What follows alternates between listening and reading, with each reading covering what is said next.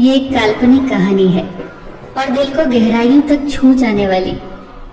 एक बार स्वर्ग में विचरण करते हुए कृष्ण और राधा एक दूसरे के सामने आ गए। विचलित से कृष्ण, प्रसन्नचित से राधा।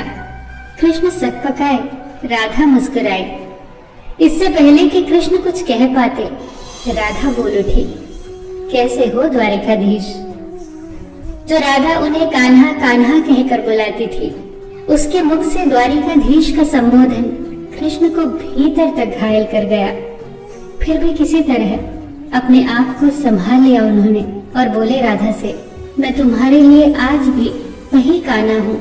तुम तो मुझे द्वारिकाधीश मत कहो। आओ बैठते हैं। कुछ मैं अपनी कहता हूँ, कुछ तुम अपनी सुनाओ। सच कहूँ राधा, जब जब भी तुम्हारी याद आती थी, इन आंखों से आंसुओं की बूंदें निकल आती थी। राधा बोली, मेरे साथ ऐसा कुछ नहीं हुआ। न तुम्हारी याद आई, न आंखों से आंसू बहा, क्योंकि हम कभी तुम्हें भूले ही कहाँ थे। जो तुम याद आते, इन आंखों में तो सदा तुम ही थे। कहीं आंसुओं के साथ निकल न जाओ, इसलिए रोते भी नहीं थे। कान्हा, प्रेम से अलग होने पर तुमने क्या खोया, इसका एक आईना दिखाऊं तुम्हें। कुछ कड़वे सच प्रश्न सुन पाओ तो सुनाऊं। कभी सोचा है इस तरक्की में तुम कितने पिछड़ गए। यमुना के मीठे पानी से जिंदगी की शुरुआत की और समुद्र के खारे पानी तक पहुंच गए। एक उंगली पर चलने वाले सुदर्शन चक्र पर भरोसा कर लिया और 10 उंगलियों पर चलने वाली बांसुरी को भूल गए। कान्हा, जब तुम प्रेम से जुड़े थे तो जो उंगली गोवर्धन पर्वत उठाकर लोगों को विनाश से बचाती थी, प्रेम से अलग होने पर वही उंगली क्या क्या रंग दिखाने लगी। सुदर्शन चक्र उठाकर विनाश के काम आने लगी। कान्हा और द्वारिकाधीश में क्या अंतर होता है बताऊं? कान्हा होते तो तुम सुदामा के घर जाते, सुदामा तुम्हारे घर नहीं आता। युद्ध में और प्रेम में यही तो फर्क होता है।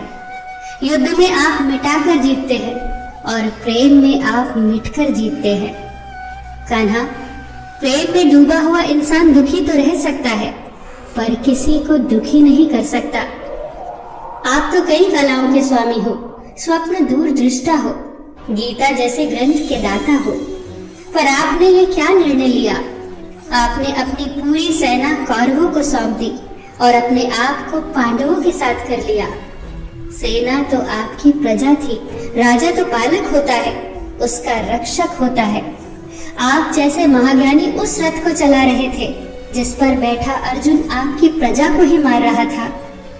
अपनी प्रजा को मरते देख आप में करुणा नहीं जगी, क्योंकि आप प्रेम से शून्य हो चुके थे। आज भी धरती पर जाकर देखो, आपकी द्वारिकाधीश वाली छवि को ढूंढते रह जाओगे। हर जगह, हर मंदिर में मेरे ही साथ खड़े नजर आओगे। मैं जानती हूँ कान्हा, लोग गीता के ज्ञान की बात करते हैं, उसके महत्व की बात करते हैं, पर धरती के लोग युद्ध वाले द्वारिकाधीश पर नहीं, प्रेम वाले कान्हा पर भरोसा करते हैं। गीता में मेरा दूर दूर तक नाम नहीं है, पर आज भी लोग उसके समापन पर राधे राधे कहते हैं।